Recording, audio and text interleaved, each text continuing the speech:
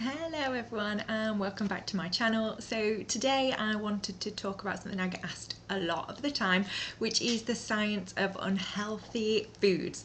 Why do they taste so good? What do they actually do to our bodies? Why is it so easy to finish a whole bag of family-sized Doritos without even feeling full? We're going to explore all of that and also how we can approach these foods with balance so that you can enjoy them without feeling guilty or out of control. Before we start, if you're enjoying these videos, please give me a like and hit subscribe to join our community, and let's get into it. So first, let's define what unhealthy actually means. So I use that.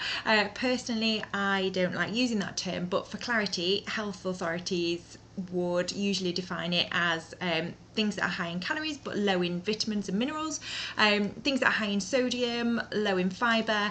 Ultra processed foods is that's a big buzzword, isn't it now? So things with sort of added sugars, salts, emulsifiers, preservatives, colourings. So these foods are designed to taste really good, but they offer minimal nutritional value, and studies show that ultra processed foods can make it easy to eat extra calories without feeling full, affect your energy levels, and even influence mental health, skin and cognitive performance as well. But I'm not here to tell you to cut anything out. I don't believe in banning foods or feeling guilty about what you eat. Life is meant to be enjoyed. I've had some of my happiest moments eating ice cream on holiday or just enjoying a McDonald's with the kids. So it's not about elimination, it's about understanding your cravings and eating in a way that feels balanced and guilt-free. So why are these foods so hard to resist? The science is fascinating. So neuroimaging studies show that more palatable foods, those really tasty ones, activate our brain's reward system. They release dopamine and serotonin, and these are the same chemicals that make us feel happy and satisfied. The catch is that these foods can override our satiety signals. So that means that even if we're technically full, our brain is still telling us to eat more. And there's a study that found that just tasting a very flavourful food made people feel hungrier than tasting a bland version. From an evolutionary perspective, this was once really helpful. It encouraged us to eat when food was available. But in today's world where energy-dense foods are everywhere, it can backfire and then just leads to overconsumption.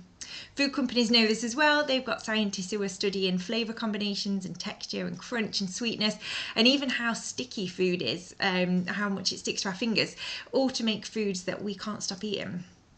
Now, some people seem naturally balanced around these foods while others struggle, and lifestyle factors play a huge role in this. So stress and anxiety, so even small amounts of stress can increase cravings for high calorie ultra processed foods.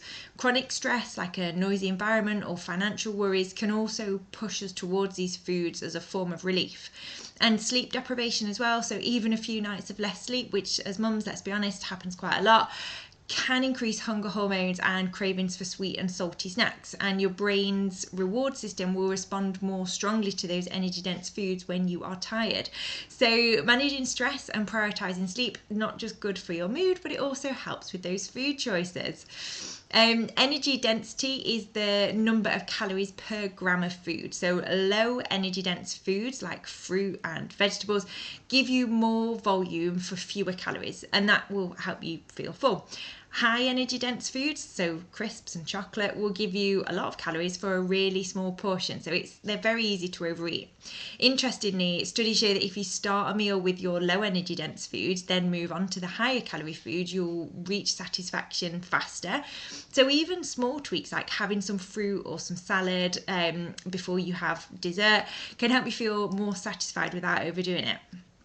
And for women, the menstrual cycle will also affect cravings and energy needs. So in the luteal phase, the week or so before your period, appetite and cravings for sweet and salty food tend to increase. Energy expenditure will rise slightly during this phase as well, so your body is burning more calories. And on top of that, smell sensitivity increases as well, so it makes foods like crisps and chocolate even more tempting. And this is completely normal. It's not a lack of willpower. Your body's just simply adjusting to its changing needs. Trying to ban certain foods completely usually makes cravings worse. So research shows that selective food deprivation often increases desire for the avoided foods. Psychologists call this reactance. So when we feel our freedom is threatened, we want it back even more. One study found that people who avoided chocolate for a few days ended up eating more than double when they were allowed it again. Non-restrained eaters don't have this problem, which shows it's all about how we restrict ourselves. Similarly, making drastic changes like cutting sugar dramatically overnight can backfire.